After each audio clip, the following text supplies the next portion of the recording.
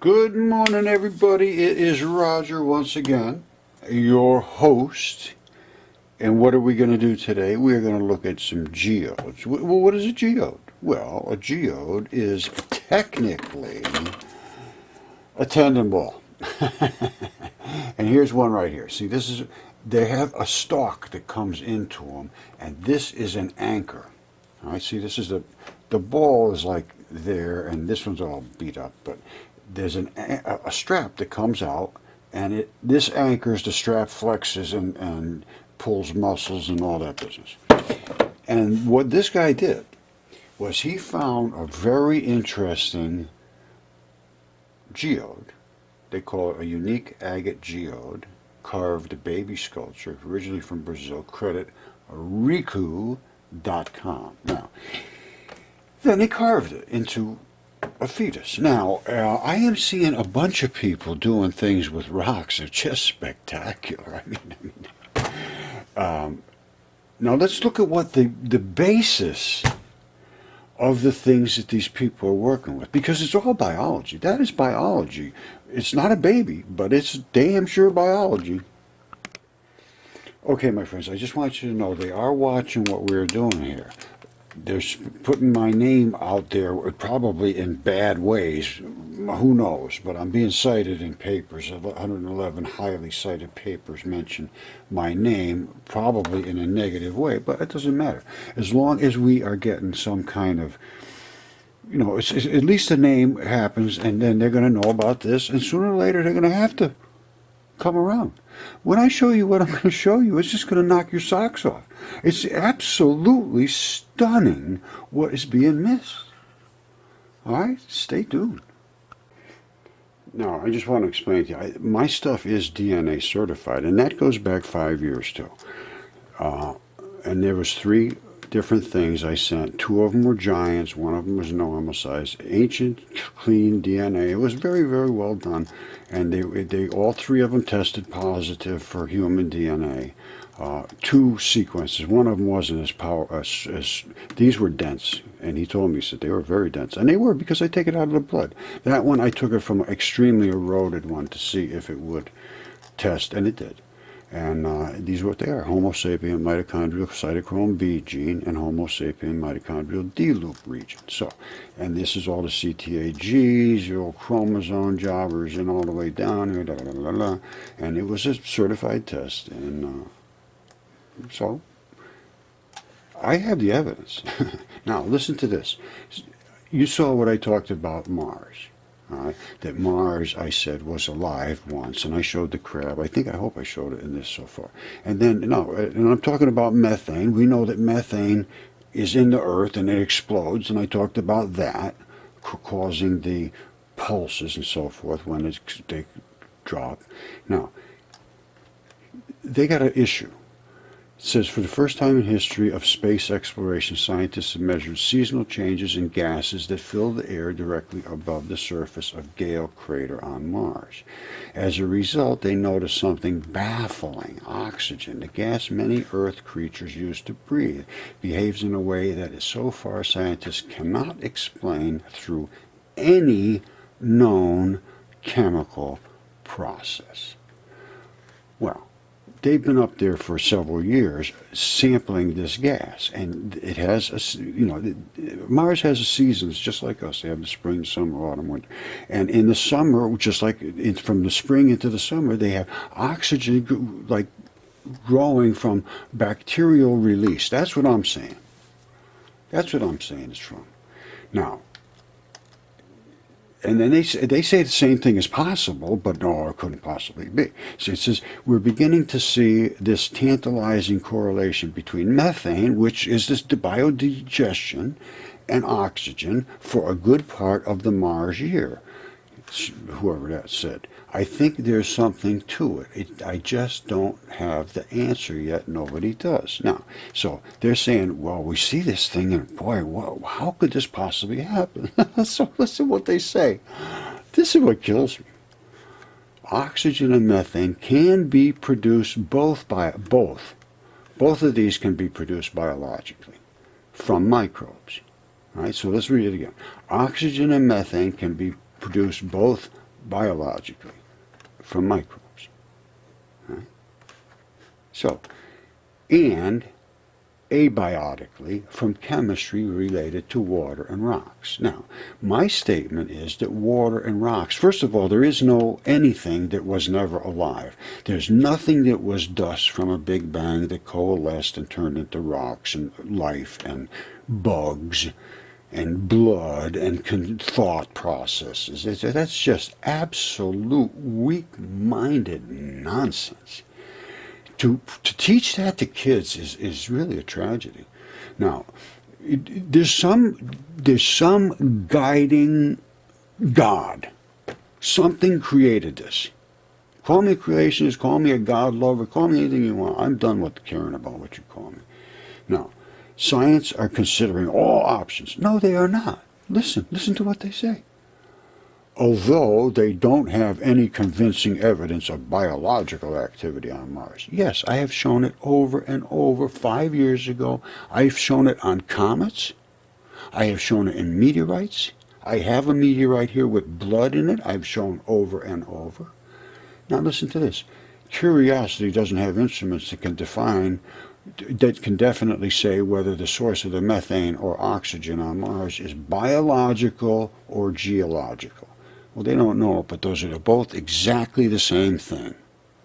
Secondly, scientists expect that non-biological explanations are more likely and are working diligently to fully understand them, and not even paying any attention whatsoever to the biology of that, or the biology of Earth, or the destruction that Earth is in the midst of. Right? That's your universities. That's your all of these people, NASA. Nobody seems to have the ability to open their eyes wide enough to see the truth. Inside of every living creature, they have tendons attached to bones, attached to muscles, and so forth. Now, the tendon is like the interface between the attachment point and the muscle that moves. Well, see these straps?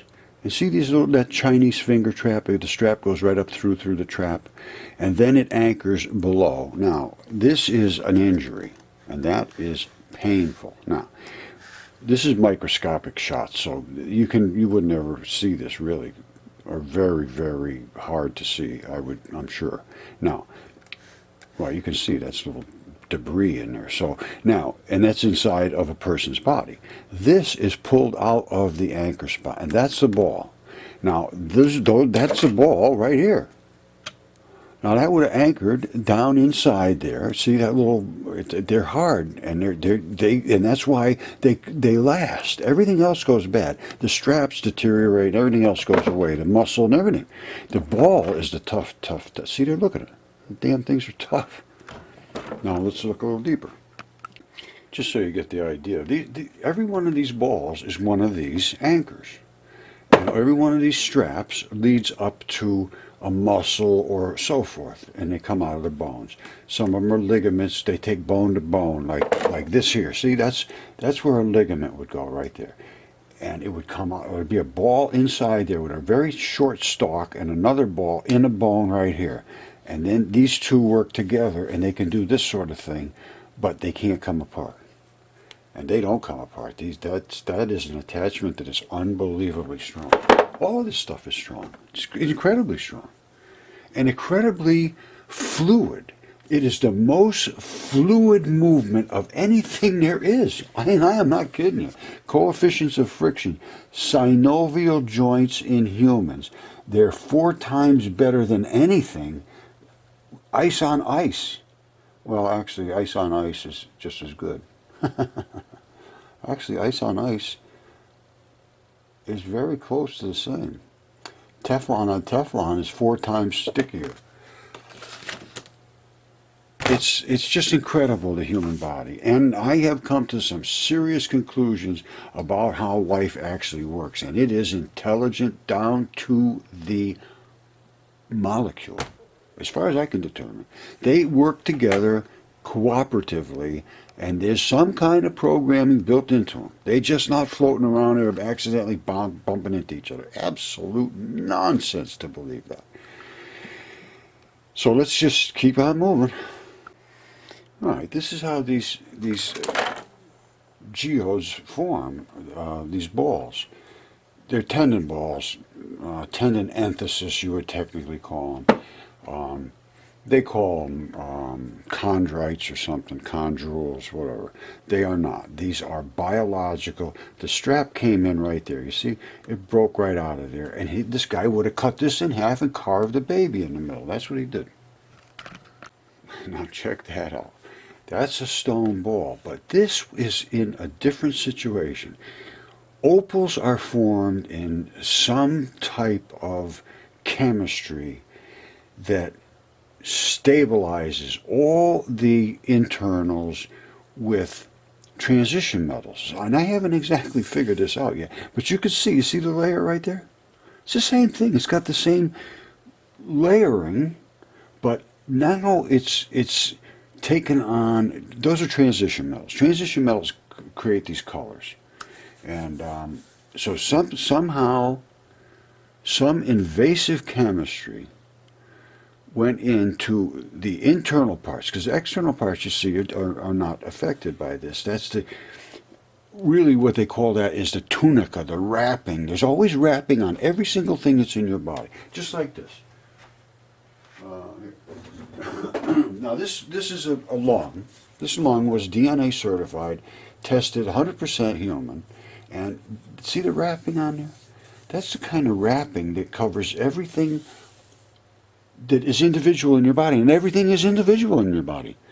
Everything is wrapped with something, and that's what they all fall apart after they dried out after the Great Flood. And you see how flat that back is there? They're all like this. They're all flat like this, the ones I find. And they're flat because they dried out after laying flat, after the flood. And that's what kept them from deteriorating. The saltwater flood caused them to just like anything, salt preservation, and then it dried out, and then it turned hard. A lot of them were still under the mud, and that gave them a lot of extra. Wait till you see this one. You see what's going on. Very, very interesting science here now. And that would have been where the entry was, I'm sure. You see how this is going in here? Now, I told you these are microscopic in us. You literally can't see them, I don't think. Now, Lily Lavender sent me this. Hi, Lily. This is another one of these tendon enthesis anchors. Now, the strap went right up in here. You can't really see where it attached, probably. But it does. If the strap comes in attached to them. They all have a strap. Now, you say, ooh, oh, that's just gigantic. Look at that. Look at that strap right around there. Boy, is that thing big. And look at that big round spot where it attached. And that's amazing. And I say, yeah, it is amazing. But let's look at something else that's even more amazing. First of all, you have to understand, this is muscle. That's muscle back here. It's not just sedimentary rock. That is muscle. That is stuck in the muscle because that is what these things do. Now that's Iapetus. This is one of Saturn's moons. Iapetus is the name of a god. They're all named after gods. This solar system, at least, was created from the body of a god. And you see that? The equatorial ridge, they call it, and there's the anchor spots for the tendon. Now, every single one of them has the same thing. Every moon is a tendon enthesis that I can tell. Even our own moon, I'm almost certain is. And this was all written about. It's very strange. But also, NASA has found that Mars has biology. There's virtually no question whatsoever. Let me show you. All right, this is directly from NASA. This just came out a month or two ago, a couple of months ago. Now, they have found oxygen in Mars for 3 years in a row. They're finding Mars has a spring and a summer, and it's just like us. And in the summer, the oxygen level spikes 30%. And then it comes and goes too. So they say somebody's creating it and somebody's eating it. Well, then they say, oh, that can't be possible. So they're struggling to explain this. Planetary scientist said. She said, oh, nobody has the answers to this. It's impossible for anybody to. It seems nobody does. I think there's something to this. I just don't have the answers yet. Nobody does. So then it comes down here, and it talks about oxygen and methane can be produced. Listen to this now. This is what kills me. I've been saying Mars is biological minimum 5 years, and I will show you this, and I have been sending this to everybody. I am not a quiet individual. Now, oxygen and methane can be produced, both of them biologically, from microbes. Well, and they say also abiotically from chemistry related to water and rocks. Water and rocks is biology. When they find that out, they can understand what they're looking at. They just don't understand the rocks are biology. It's just hard. Scientists are considering all options. They are not considering all options. Although they don't have any convincing evidence of biological activity on Mars. Yes, they do. Curiosity doesn't have instruments that can definitely say whether the source of the methane or oxygen, both of them are tied together in tandem. They know that this is a biological process, but they can't get their hands around it. So they say, definitely say whether they can't say, it says curiosity doesn't have instruments that can definitely say whether or not the source of the methane or oxygen on Mars is biological or geological. Well, they can't tell which one or the other. So what do? Scientists expect that non-biological explanations are more likely and are working diligently to fully understand them. In other words, the biology, forget about that, it's all just nonsense. This is the problem. I presented this in so much detail that there is nobody incompetent enough to miss it. Let's look. All right, this was just in February. Water turned red after earthquake in Turkey. Now, this is pretty serious. That is about as bloody blood as you can get. Now, this happened right after an earthquake. We are living on a biological entity, and I'm telling you, we're in trouble, as far as I can see. And I've been saying this for a long time. Well, this goes back 5 years ago. This is from my other channel. I had to abandon this channel, so don't bother coming up here looking. But the Earth is alive, completely living, and in trouble. I was nice back then. I'm coming to you today with some information that I stumbled across. I'm not an expert at anything. I study fossils and deep earth geology and you know how. All right, I just wanted you to know that I tried to present this nicely originally, and then I sort of went off the rails, and I am sorry for that. So now I'm done bothering people. Now, these are blue holes way out there, but I have literal physical evidence to show that the Earth is alive. And these holes digest food. I'm going to show you dives where they go right through, and it's identical to a digestive system. Now, what I want to point out is these blue holes are everywhere around the Earth, and they are biodigesters. Now, they either eat stuff or they're the same things that are on here, exact same things. And there's lungs all over our Earth. And Russia has, I think it's called the Yamani, I can't remember, but I have it in one of these videos, because I talked to the Russians back 5 years ago when they started having trouble. I think it's, yeah, here it is, it's on this video. You see back, well, let me just play it. It's 8 minutes long. Here, I'll come up. Well, let me just play it. Now, these are what's happening in Florida and Russia. These are those blue holes dying. Now, these were underneath the tundra and they weren't seen, but they still are the digesters. Now, as the tundra recedes, it's just caving in because the digesters are dying. Methane gas is coming up from the decomposition of the Earth, of the life of the Earth. Some of these are on fire. They're exploding because it's methane gas. That is the byproduct of digestion. You know, farts. Now, this is really literally what's on this peninsula. Some of these holes like this, you see how perfectly round they are? That's just not an accident. Some of them are turning into lakes.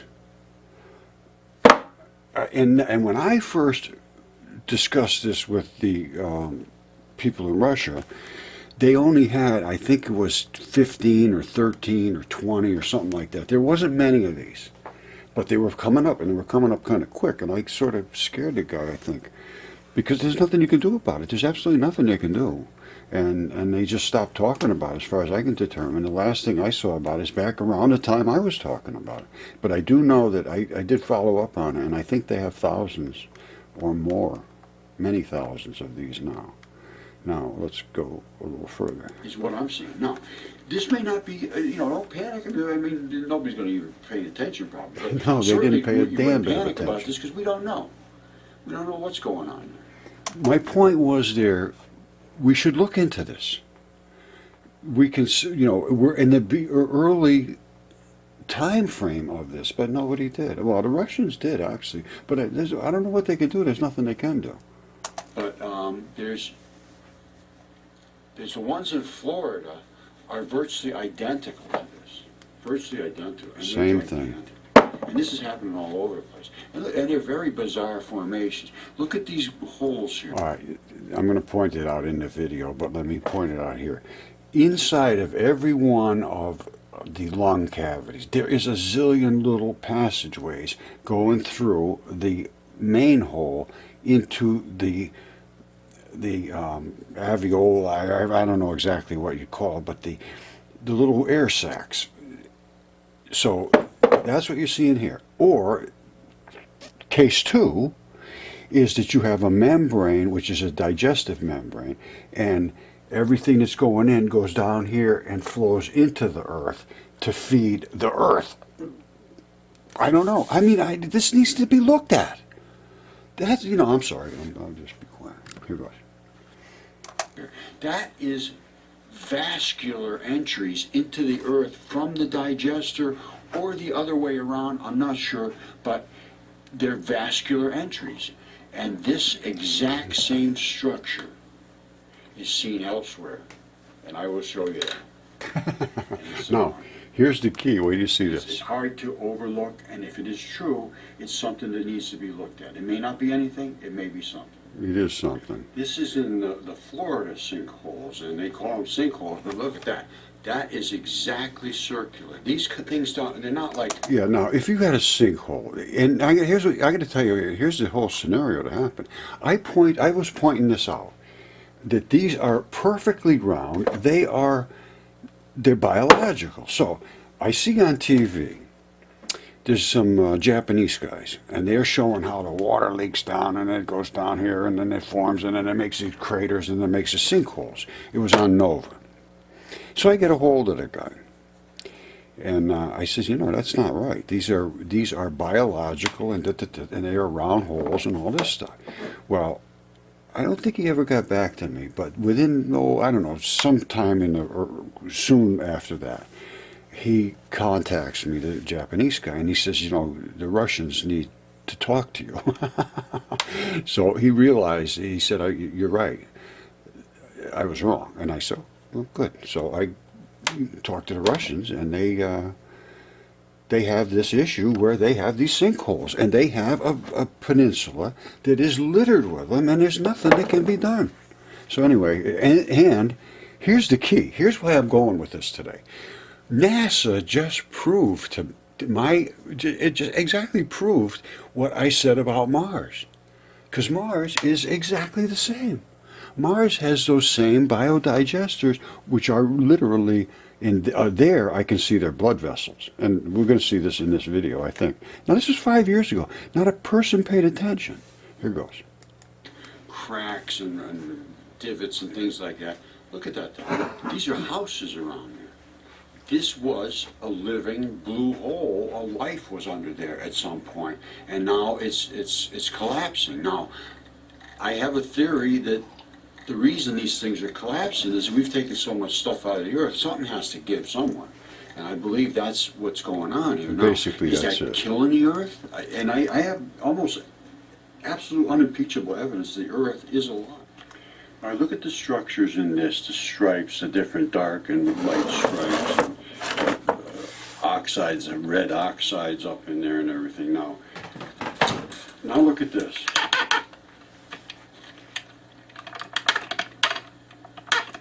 This is the same material, and this is on Mars. And look at what's in that material. You see what's up there, that spacecraft? That's coming out from this rock up here. And I'm saying, and I'm going to show you in my videos, that this is a vascular entryway, and this is arterial vessels that are supplying blood to this tissue, which is muscular tissue. This red stuff, all that dust, is iron oxide from the blood that has dried.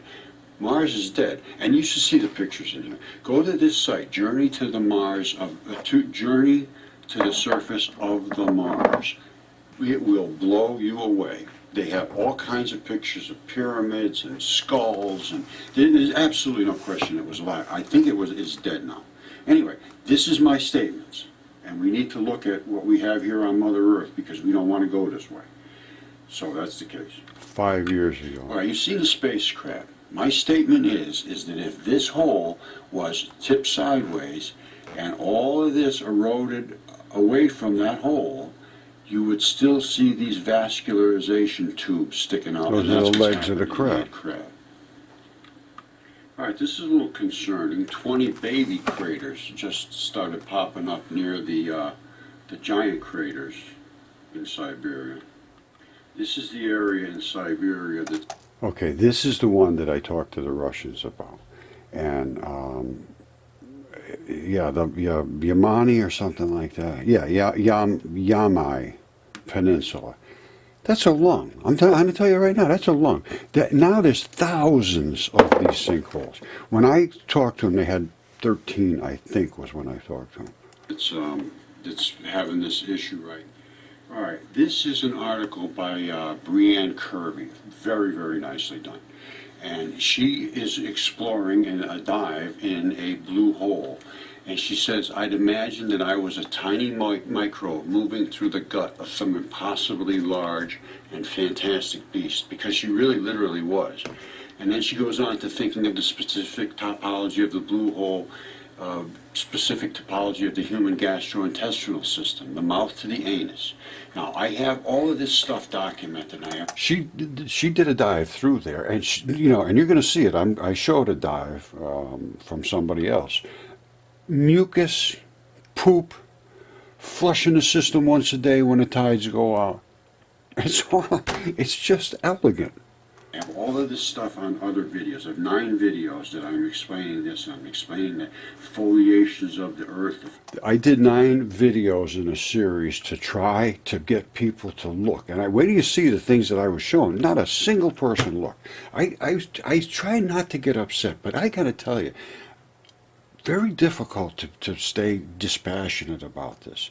So I'm just going to let it go and, hope somebody pays attention. I have no ability to do anything about this. I know what's going on, and you do too, if you're paying attention. But what happens? Nothing. Fabric of the earth. The earth is alive, and there's virtually no question about it. And we're in trouble. Something's got to be looked at. This is a deep blue hole dive by Jonathan Bird. Jonathan Bird's Blue World, very, very good guy, and excellent on public TV. And here he goes. Listen carefully. He's going to show a body. The bottom looks like it's sand, but it's actually a deep layer of silt. While Tim hovers high above the bottom to keep from kicking up silt, I perform a little experiment. Listen Down to on the this. bottom, I plunge my arm into the This is what our silt up mother to is my eating. shoulder, and it's even deeper than that. This is a layer of decomposing leaves and other organic stuff. The decomposition creates hydrogen sulfide, a deadly digestive gas that juice. smells like rotting eggs. It's digestion. The water is saturated with hydrogen sulfide, and I can smell it in the water that Farts. seeps around the edge of my mask. We all know that smell. All right, this is the final part I'm going to show you Blue about. hole connects through a vast labyrinth of That caves to is the the inlet digestive blue holes. system.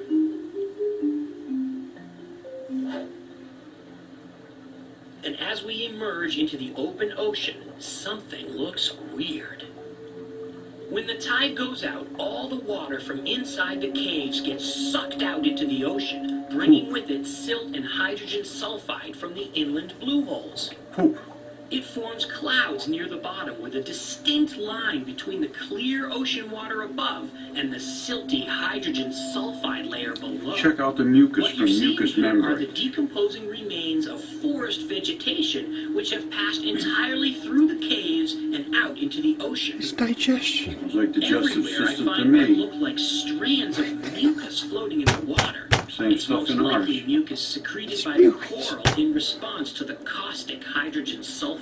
The Earth is alive. Now, there is issues, though. We got some serious issues. Anyway, No, it isn't. It's stuck on everything, including this gorgonian, which has That's the closed mucus. all its polyps to protect itself from the hydrogen sulfide. As the tide carries the toxic water away, the corals will go back to normal. Finally, we head back to the boat. Tim and Mike. That's all right. I'm going to show you some more because, like I say, I did a series of 9 videos, and they are devastating. Okay, this is one of them, the Russian holes and the Mars crab. I'm showing that they are the same. Again, with the digesters, showing the blood would come through here, and these are the little arms for the crab legs. Now, again, 5 years ago. So let's take a look at what I had to say there. I started towards the end because I just talk about the digesters in the beginning. Here goes. Whoops. Hold on, here we go. All right, I'm not going to dwell on this too much. This is the space crab, and this is all of this dust around here. That's ferrous oxide, and that's from the blood, the rust. It comes from blood when it dries out, and it gets oxidized. There's 2 vascular structures here. One of them has a whole batch of blood vessels that are going through this tissue, which would have been muscle at one time. And here's the original photo here, right there. Now, notice the striations in the rock. Why would that be there? Those are there because muscle is striated, and this is muscle. All right, here's some of my specimens that I think are very similar to the ones that they're showing as the crab feature from Mars. And I've been studying these for quite a while, and I'm like sure they're mussels. They're mussels. It is mussels, no Regular question. mussel in a creature. No question, And that Roger. is What are a you talking blood about? vessel. And you see this one like right next to it? Some of them have them right next to it. That's the crab right there. That, I believe, is when a mussel invested right into another piece of muscle or something. I'm not sure. That's but the abrupt transition right it there. would This- be good to have a look at, but you can see these crab legs coming out of it. I've done a lot of work since then. Okay, this was scary. You see this? This again, 5 years ago, bubbling hydrogen sinkholes and the health of Mother Earth. I gotta tell you, no, never mind, I'm not gonna go into that. Here goes. This is mystery red glows over the Pacific, baffles pilots. Look at all these little red dots. That's in the ocean, in the Pacific. And they said just when this happened, a direct beam of light came out of here. Now, I don't think they're lying. I don't think they're lying. And believe me, All right, this is the source. the Shenzhen chemical factory explosion, same thing. That was a collapse and an explosion from methane gases that are under the earth. When this thing collapses, first of all, it can set off literally an atomic pulse. I'm serious, 100% serious, an atomic pulse. And you say, ooh, Roger, how would that happen? Well, inside these cavities, there is a ton of methane. That's it, biodigestion. Biodigestion, and now you see how that cavity is in there? There's a gigantic cavity. cavity in there. Well, what does that cavity do? It accumulates gas. Well, what does that gas do? It is explosive as hell. Now, not only is it explosive, if you compress that, it will atomically explode. It won't. No explosion of burning, flames and things. It will emit particles of light, and I can show you that absolutely. This is what happens on these sinkhole collapses. Now, in the beginning here, what I think happened here was those pilots were looking down, and there was an earthquake or something here, and all of those dropped at the same time, and they said there was a huge pulse of light, and then they saw these glow. Now, well, something's burning down under the ocean, because this is over the ocean. See, red glow in Pacific Ocean baffles pilots. But that's, in my mind, that's what happened there. Because I could show you, probably going to show it in here somewhere. I go on rambling on about things here. Let's see what I got here. Okay, here it is right here. All right, so let's, at the end of that one, here we go.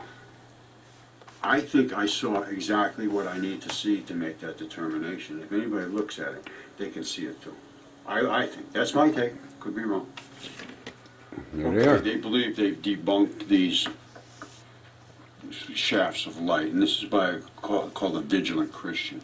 And they've showed some scanning, of course, where you scan with your phones and so forth, and if it picks up a bright light in the background. You see this? Tianjin, China. Be vigilant. Beams of light debunked. Tianjin, China.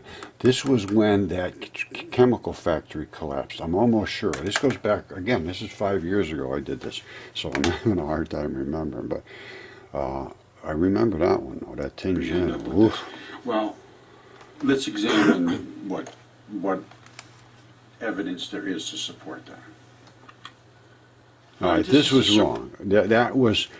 This is the pattern of those sinkholes. Somebody made this for art, and they saw it from the space station. They were trying to understand what it is, and at that time I thought it was the patterns of sinkholes showing up, because I found other things. Look at this. Now, watch this.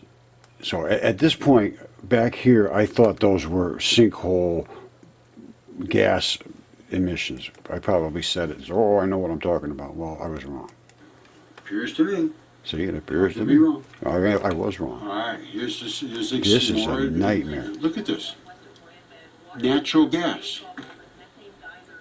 Methane geysers. This is in Canada. This is a big biodigester collapsing. It's a sinkhole. It's going to happen all over. All right, now let me talk about the collapse, the way they collapse. You see, first of all, you see there's two of them here. I think this might be a vein in an artery. I don't know, but it is collapsing. And what's happening is when that collapses, the methane gases underneath can come up in two different ways. If you have a catastrophic collapse, where the fabric of the earth just caves, it's different than what you see here. I can see that gas is pushing through actual muddy looking layer. So this has not collapsed, it's just escaping through this layer. The layer will collapse eventually, or it'll settle or whatever. But this is not a catastrophic collapse. Catastrophic collapse means a plug, it just goes doop. And when it does that, if it drops on this gas, instead of this gas bubbling out of there like this does, it will compress those particles that are supposed to be a bazillion particles apart into a ball so hard it will be literally an atomic bomb. I'm telling you, no question whatsoever. It won't bomb like a bomb bombs. It will bomb like the particles that shoot out of an atomic bomb. You know, you probably even get that. Well, we're going to look at some. You'll see them. This is catastrophic, and it really is. It's very, very bad. Mother Nature lives under the structure. It lives right under this shell. Natural pocket, yeah, natural pocket because it's caving in. They just don't get it. By this point, I was really getting upset. Now watch this video. This First is tinged blast, in. boom. Where do you see this? Boom! There shouldn't be anything left there. After a blast like that, I wouldn't expect to see a whole lot more come out of there. But watch what happens. It's just, it will be just another gigantic. This time it's like unbelievable. But this is when the whole thing collapses. Okay, see, it's starting to leak right now, around see it. That shouldn't be burning. That is hot. And hot all of a gas. sudden, and now it's coming around the edges. Now the plug is starting to release. Whew, and then it goes with a boom. And I believe that's when she'll shoot up the blast of light, although it's not visible in this. However, yeah, well, yes, it is. That's exactly what it was. Now, because it's coming up from a tube, it would have been a beam. Anyway, it looks like it's what's going on to me. That's just my take. I could be totally wrong. All right, remember those glowing red lights right there? I'm saying those are all biodigesters, and they're under the ocean, and apparently there must have been some massive explosion. This one here is from another video I did. It's called Surface of the Earth is Unstable. And I cut out some of it, but listen. That's what's happening. Now, these are loud booms they're hearing. No idea what causes them, they don't. But these are happening deep in the earth. And the surface of the earth is collapsing due to fracking and putting poisons in the earth and all the acids they're ingesting in there and all the fluid. You know, at this point, I thought it was related 100% to just fluids being drained out of the earth and all that. But I'm seeing blood gushing out of the earth. I don't know, maybe something's stirring inside the earth. I know the earth is completely alive, so I have no idea. No idea whatsoever. Maybe it's completely dying and breaking apart inside. You know, blood's gushing out of it. That's interesting. Fluids are removed from the earth. It's a cellular structure, and the weight of the earth is collapsing these cells now. And when they collapse, they can create photon pulses. They're seeing them all around the earth. And they're actually shooting out like a Roman candle. Watch this. These are the rumblings. These are... And they're happening all over the earth, and they're not being looked at. Science is just trying to figure out how to exploit the earth. Anyway, that's what's going on. All right, look at this. This is an explosion. They're calling it a volcanic explosion. I think it's more of a sinkhole explosion underneath the water, and they're going to get popped with that explosion. I don't think that was just from a volcano. Explosions everywhere.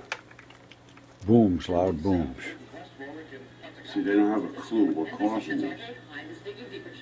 He finds the booms have been heard all over the past few years in different parts of the country. Booms up all over. This is in Rhode Island. So this is all over the country. Well, it's all over the world. Mysterious boom shakes Selena. Anyway, they just don't understand it, but that's the collapse of the surface of the earth. Okay, these were very, very strange noises, and they are the sounds of the collapse of the structure of the surface of the earth. And they were heard in New York. And the United Kingdom. And the United Kingdom. The same exact time. Now listen to this.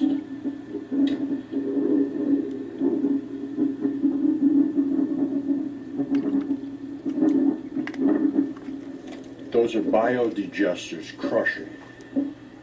That's my guess.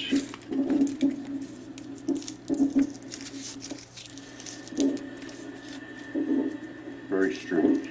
In both places at the exact identical time, and it's never been explained. It's very mysterious what could cause such loud bangs that they traveled this far. For them to be so out of place. Never been explained. And these are sounds coming from the earth. This is scary as hell.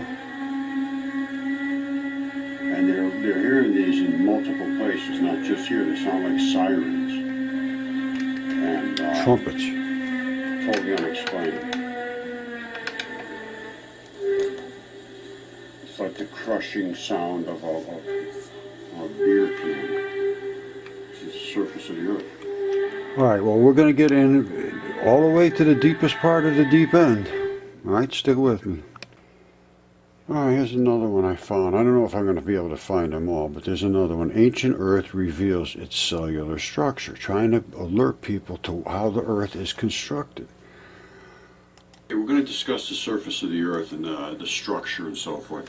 And this is apparently an ancient cavity, and this was the ancient surface of the Earth. And you'll see this, but this to me represents a good sign, because it's obviously a good sign that these kind of things are a cyclical type. I was wrong. It's not a good sign.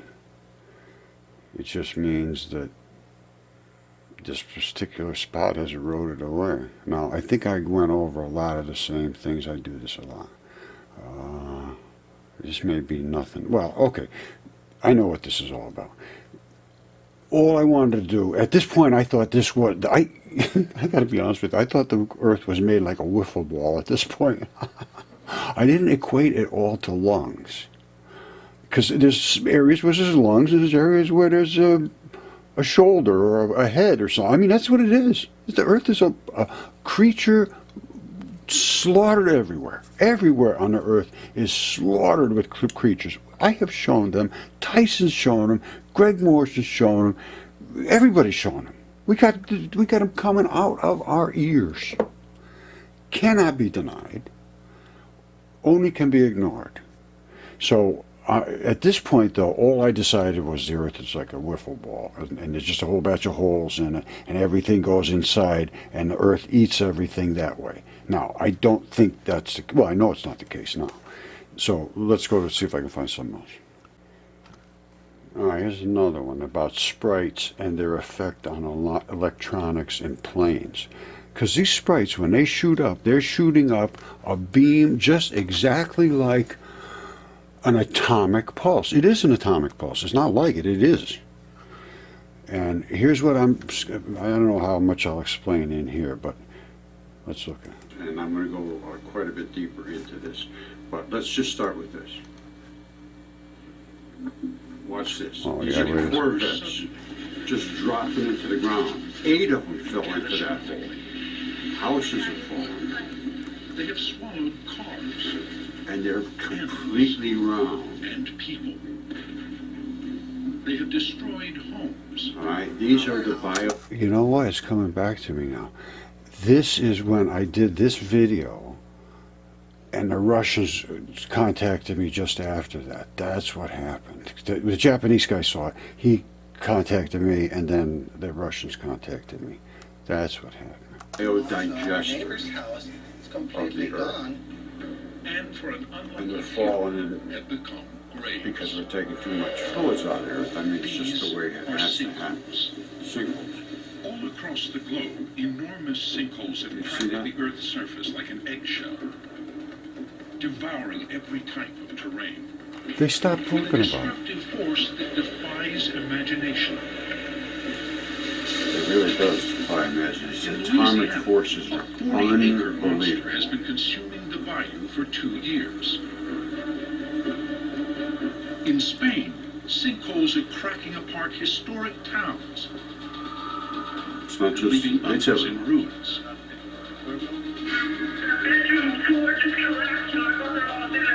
And in Florida, a sinkhole becomes one family's worst nightmare. I heard my brother scream. There was no floor, no ground, no nothing. Everything was gone. Everything was gone. Why is the ground under our feet collapsing? What dangers lurk beneath the surface? those. Whose home will be next? Sinkholes buried alive. Right now on Nova. All right, I'm going to explain my take on this and the reason it's happening. All right, now I remember. The Japanese guys were on here saying, here's how it happened. I said no. And they agreed. Okay, that's it. So, and then after that, the Russians got a hold of me. Now it's coming back to me. And its effects on everything. Okay, this is another nova, and it's showing the sprite effect, which I claim is the result of catastrophic sinkhole collapse, which I'm saying are biodigesters. And they're little circular holes, and each one of these is a sinkhole. And the sinkholes are the biodigesters of the earth. And when they collapse, inside these voids that are there now, because we've taken all of the fluids out of the earth, and now they're just methane gases and hydrogens, extremely energetic gases. Now, I could have been wrong that these are actually independent sinkholes. I think that a single one can create that effect as it comes out. We're going to look at them closely. I got a lot of information on this. I did a lot of work on this, and I'm telling you, once I don't know what happened, but it's just they just stopped talking about it. Everybody, it's like it stopped. And then I got to be honest with you, I got really kind of bitter and really jaded and nasty, and that carried on for years, and I can even feel myself coming back to it now, and I'm not going to go there anymore. So let's just go with what we got, and if anybody's interested to save the earth, well, good for you. Let's take a look. And when the surface of that collapses down, the compressive forces cause shock, focus shock, they call it all kinds of things. But it's going to come out of there just like a beam of light out of these tubes. And if you know what a sinkhole looks like, it looks just like a gigantic cannon. Now here's what happens when they find these things. Now I'm going to explain to you what they think.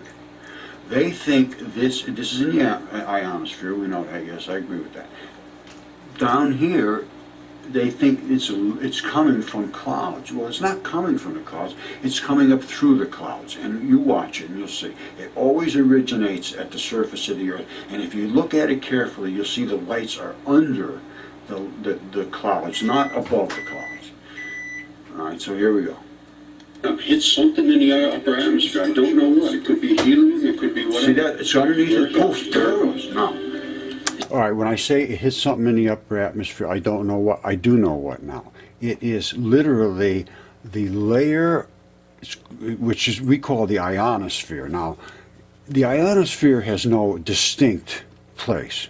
There's a place in around the orbit of the Earth that is a layer. But if you're a religious person, call it the firmament, because it's different from what's below. So here's your Earth. And please don't assault me because the Earth is round. Please look from the space station. I've been assaulted. That's why I had to abandon all these stations. Everything I had to do was, anyway, I'm not going to go there. All right, now, so here we go. You see up here, they're hitting up there. What are they hitting? I said it's a beam of electrons. Right? An atomic pulse is a beam of electrons. Electron flood theory says there is nothing but electrons. And they come up, just like lightning would come down. They go up. Well, instead of hitting the Earth, they're hitting another layer of electrons. That layer of electrons says, no, get the hell out of here. And it says, oh, no, I'm coming, baby. And she says, well, and then it says, you got, wait, too many. Go back. And then they filter down. Wait, you'll see it. I'm going to show this extremely clearly. And you can see at the surface of the Earth is where it starts. No question whatsoever. When they can't explain something, they throw a theory out, and then because they're the educators, they can hide the truth. I know what I'm going to say. I've been so upset about this. I wrote this out quite a while ago. I don't know if I ever showed it, but you can see it's all torn up. This is the way they hide the truth. Right? And how can you hide such obvious things as I've shown? The fossilized body parts, the things that are coming through space, all of that. Well, here's how they do it. They use education against the facts, because they can come up with any kind of theory they want, because then they own that, and you cannot get into it. So here's what they do. They establish an authority. We are the authorities. If we're this school is better than that school, this one's best. And Yale, I think is in my opinion, Yale's the worst school. I wouldn't send a dog to that school. That's my opinion. And I can say my opinion. And that's because they refuse to look at anything whatsoever that I have presented, not a single bit. And I corresponded with them. And I'll tell you the names of who I corresponded to. It's in the geophysics department, or what. And he's a geologist, or whatever. Derek Briggs is the guy's name, and he's the one that really set me off on this. Because if he'd have looked into this, we'd be looking into all of this stuff. I'm not going to go there again. All right, now. So how do they do it? They establish authority, and that's what he told me. He said, "I'm the authority here, and you're just going to have to just go away." What do? And I tried to go to the administration. They never responded. Nobody responds. So they establish authority, and they put on these displays of knowledge with all these confusing theories. And nobody can understand the theory, so they say, oh, yeah, that's got to be, that makes so much sense because you can't read it, so it's got to make sense. Now, then they create awards for themselves for the most confusing theory. It's like a club members, like John, look at that thing he came up with. Man, nobody's going to understand that. Perfect. Give him some award for that. Well, and then they standardize these things, and they call it dogma. And if you go against that, you are in trouble. Now, I do the fossils, and Mary Schweitzer discovered soft tissue fossils 10, 15 years ago, probably, long time ago, before me, she discovered them. And I tried to correspond with her. By that time, she was destroyed because she went on 60 Minutes, and I think 60 Minutes probably got pretty well destroyed too, because academia owns everything. Don't kid yourself. They forced Velikovsky to take his book off the shelves when it was a bestseller for 11 weeks in a row. And they did it, the book publisher took it off the bookshelves because he was threatened that they would not ever buy any books from them again.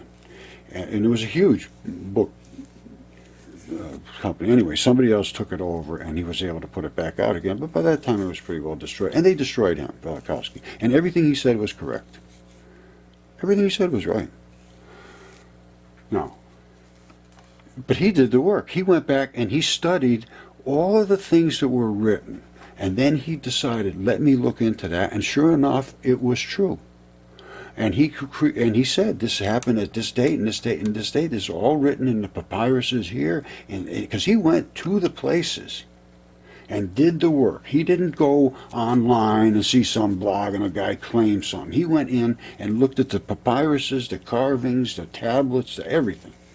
He was a scholar. He was a contemporary of Einstein. They know each other, and they had different opinions. And his was right, and Einstein's was wrong. Einstein, my feeling now, and I'm telling you, I honestly believe this. They put Einstein out in early 1900s to destroy science, so that the military could take it and nobody over in the other countries would understand it. So they could destroy it. Because you can't even understand gravity when you think about it. There's nothing makes sense with Einstein. Zero.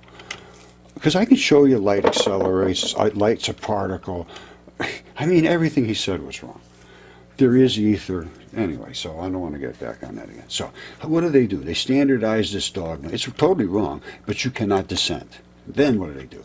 They monetize everything. So they put the kids in so much debt that they control them forever. They cannot contest anything, because first of all, they will fail them and they will keep their money.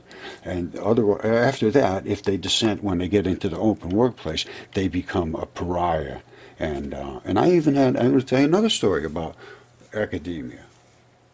And I love my cousin, but she's an academic, and she's a psychiatrist, practices psychiatry and teaches. And knows that I'm right about this. It goes on many years. I tried to get her to look at this. She refused to. She still refuses to. But she knows that I'm right because she knows I have the DNA test and all this stuff. So I confront her. I said, if you won't look at this and you think I'm wrong, you're delusional. And she said, no, you're the one that's delusional. I said, how can I be delusional? I'm right. She says, you're so far different than everybody else. That makes you delusional. We're not delusional, we're just wrong. She knows she's wrong, but she bows out of being delusional. Delusional means when you know you're wrong and you still can't allow yourself to do that, then you're deluding yourself. So, she's a PhD, perfectly happy deluded. So, I love you, sweetie. It's nothing against you personally. I know that you're in that realm that makes it very difficult to see reality. And I know you'd be destroyed, so. Anyways, it's a systemic destruction of the facts. Systemic. Systemically destroying the facts. Will not allow it to be seen. And then they make it so that you can only engage with educators. You can't publish. They won't talk to you. They don't. I'm on spam lists for. I tried to contact Quinnipiac College, and I sent something about. I was recommended to contact them, and I did, and within 15 minutes, I was on a spam list. Now, I don't know if I can get through to anybody in academia, because it came back saying something about you're on an academic spam list. And right now, I actually got something from and I send to educators very often. I say, please take a look at this. Well, I got something from my email that said, please don't contact anyone that doesn't want you to contact them. Your emails will be going into spam or trash or something like that. I'm being reported for speaking about this stuff. I'm trying to save the earth, trying to help the earth. I'm trying to do good things. And that's why I got real upset and I got nasty, and I know I made a lot of enemies. And I'm sorry for that. But it overwhelmed me, and it's still very, very difficult to keep a calm demeanor, understanding what I'm up against and what we're all up against. Depending on what your side of the street is. I'm going to show you a little thing somebody sent me today.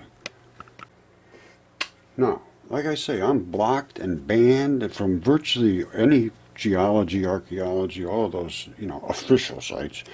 I've tried to contact Harvard, Origins of Life. They put out all these things. We're looking for people to help us talk about this or that. And the same thing with NASA. Boy, we're interested. Plus, NASA just found that there's life on Mars. And there's no way they can deny it. They can only. Where do I show you this? It's funny. But this is the facts of the truth now. Society has become so fake, completely fake, that when you offer truth, it really bothers people. And I mean when they say bothers them, it infuriates them. It absolutely infuriates them to be presented with something that they cannot dismiss. That's the key. It's not like if you tell them something that they can dismiss, well, that's okay. But if you tell them something they can't dismiss and they want to, that infuriates the hell out of them, and they push you, I mean, really hard away. Okay, so here we go, my friends. Here is the sprites. Well, you can obviously see this little flicky's going up, and the major impact is up, and the impact site is here, and then it diminishes, but you can see a very serious red glow here. That is the concussion of the electrons hitting into this source of electrons. Now, this is almost identical to what Rod Warren did, only his stuff doesn't come back. His stuff goes out, but it's almost the exact same thing. Wait till I show you this. You're going to love it. You see this? It's got the interference patterns. New printer on my network. Oh, brother. Now, what are we seeing happening? They say that it jumps like, I don't know if this is the cloud layer or not, but it's coming from the Earth, and I'll show that.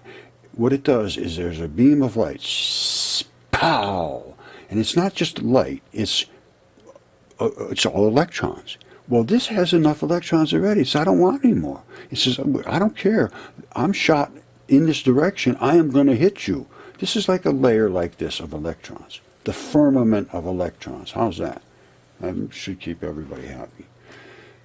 They know that it's an ionosphere. There's no question it surrounds the Earth, the ionosphere, and that's what they bounce the signals off of, all kinds of stuff. It's fully, absolutely, totally understood.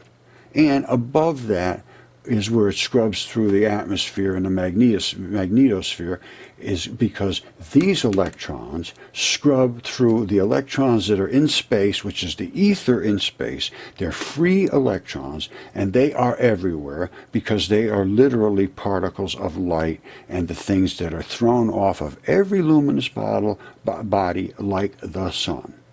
And they impact here, and they scrub as we spin through. The Earth is a globe. It spins through space. It's being ripped through the arm of the Milky Way. As it does that, it scrubs all the things that are around it. So at the magnetosphere, it's thousands of degrees. Down at the Earth, it's only 90 degrees, 80 degrees. Same thing with the sun. I just showed this the other day. It spins through, the sun does the same thing, spins. And it has poles, the same thing. I showed that at the eclipse. Because you can see it. The sun's obscured. You can see all the radiation from it. Now, what does that mean? That's the source of heat on the sun. The sun isn't sourced from internally. It's heated from scrubbing. It's millions of degrees out here and 6,000 on the surface. There's no internal fusion in the sun. The sun scrubs harder than hell. That's what's going on there. And you can see it. It's so obvious. It's hard to believe that it's not understood. And because these particles out here are magnetic, they're negative particles. This, light and negative particles, electrons, and we have an atmosphere of electrons and negative particles, and our ionosphere is a complete ring of negative particles, virtually 100%. Exact same thing that happens inside of an electric motor, identical, which creates a magnetic field and a flow of electricity through our poles, and that pulls the electrons to the Earth. That is gravity. It's really simple once you understand the nature of particles. That's a light particle. It's 4 electrons in a box. And that's exactly what I'm going to show you how Rod, fabulous work he did. Now, anyway, so I don't even know where I left off, but this is a blast into this region of space that surrounds us. It doesn't want the electrons. They filter back towards the Earth, but not like they are coming up. So we know it's coming up. We know it's drifting back down. We know they don't want them here. Just like lightning comes to Earth, but it comes down there, a real bolt. Same thing with static collects on you. Static in the air collects on you because there's no moisture in the air that particular day. It's dry. So the particles that would normally hold those electrons aren't there to hold them. They look for some source to hold them. You are that source. They go on you. When they can get to ground and you touch a water pipe, they jump off of you and go to ground. Free electrons are everywhere. They are everywhere. They are everywhere. They're inside of these things too.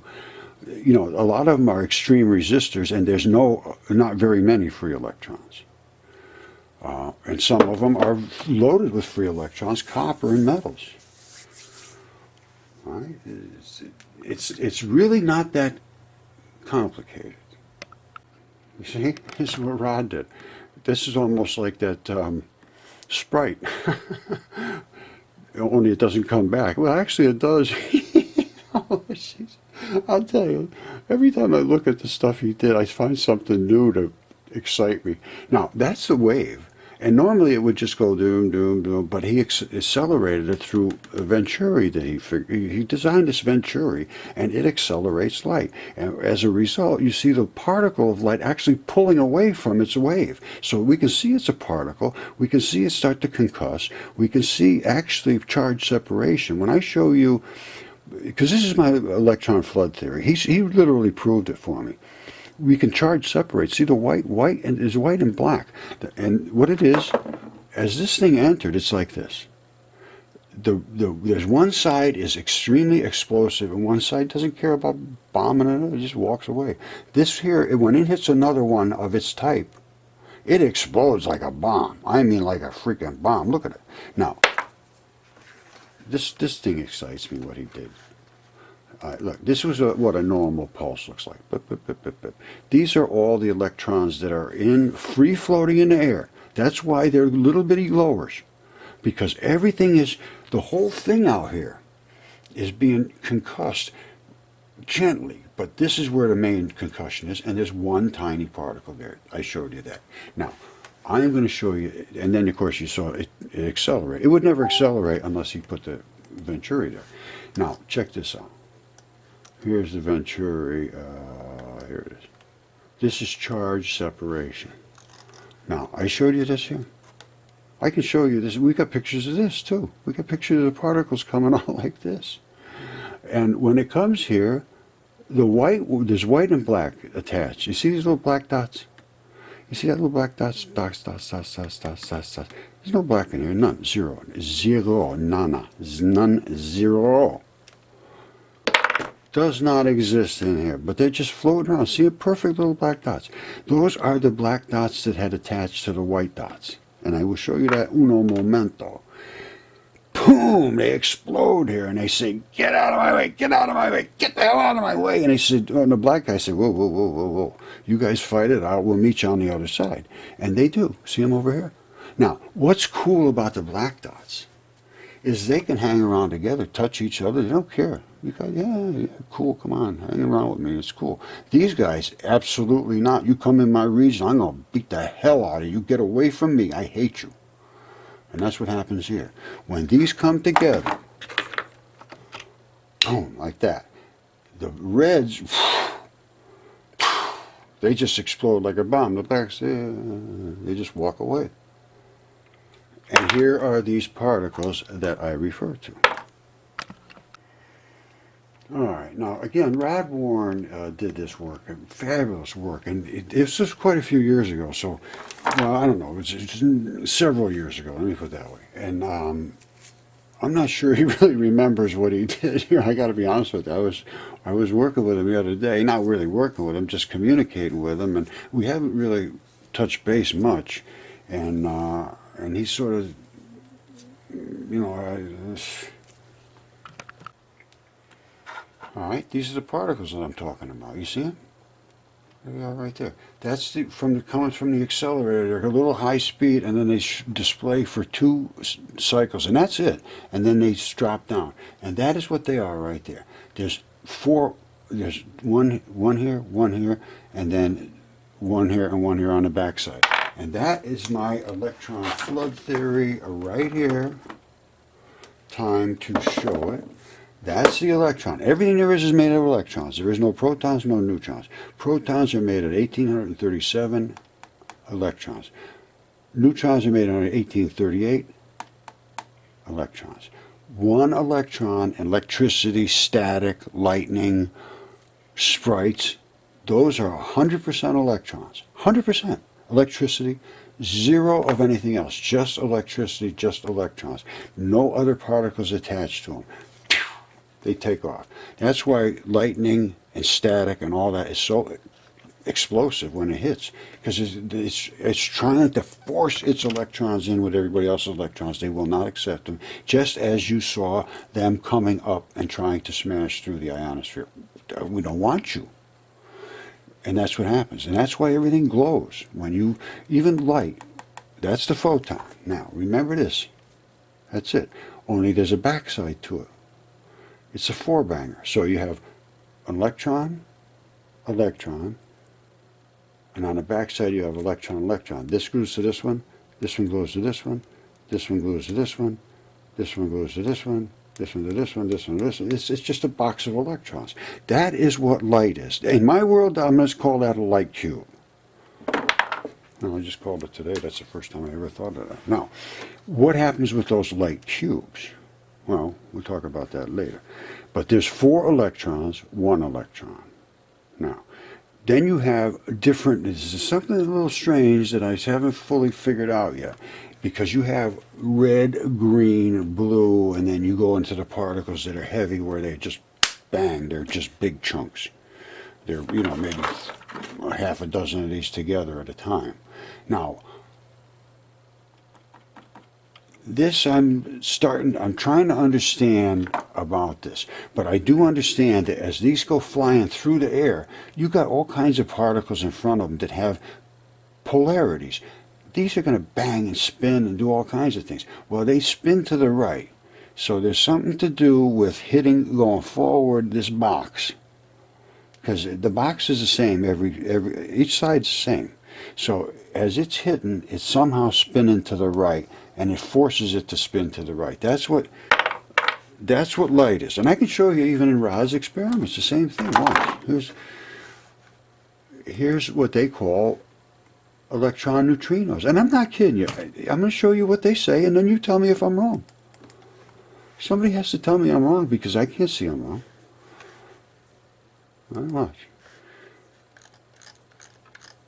What is this? Electron neutrino. You see that? You can see that.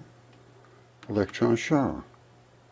What is this? This is a high-speed electron, a V electron. That's a high-voltage electron. What is this? This is like just smashing into a static. In other words, it's slamming high-speed, hitting like a wall of just particles that is in the air. And what does that do? It creates this shower of electrons. It's Cherenkov radiation from electron showers produced by an electron neutrino event. Cherenkov radiation from the electron shower produced by an electron neutrino event produces multiple cones and therefore a diffuse ring in the detector array. Now, these are electrons. Now, this is electrons, which is the smallest particle, which is derived from light or electricity. Light, if you can split it up, which I showed you, it can be divided. Now, what can we take away from this? Okay, I'm just going to do it in a 6-pack here.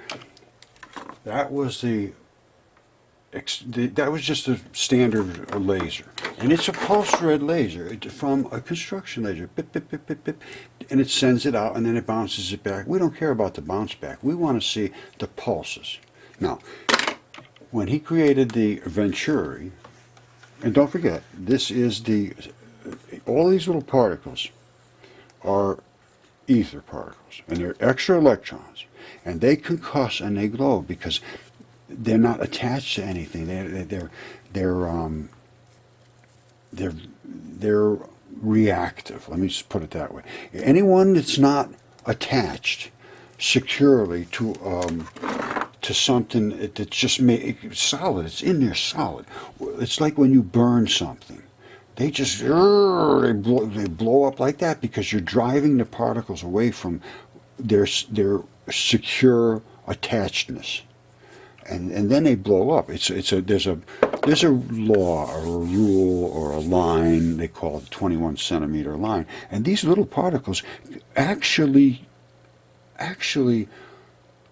control a region that is absolutely unbelievably large for one little particle. So anytime you burn something and it stops being attached and in that secureness, it's out there just waiting around to bang into something. And that's why water bubbles and boils and the tanks explode when you overheat them, because you're pushing electrons in and they say, I don't want you in here. And they say, boom. All right, now, at this point, there's your Venturi, and it's sucking these electrons in, with these light particles in, and now you can see them leaving their original wave stretching and actually just getting out of here. And at this point, they're concussing. Don't forget, I said in there there's going to be white and black. The white ones, when they get next to each other, they just do not like and explode like hell. And then you saw all the black ones all around, and then they get back together at the end. These are not interference patterns, those are repulsion patterns.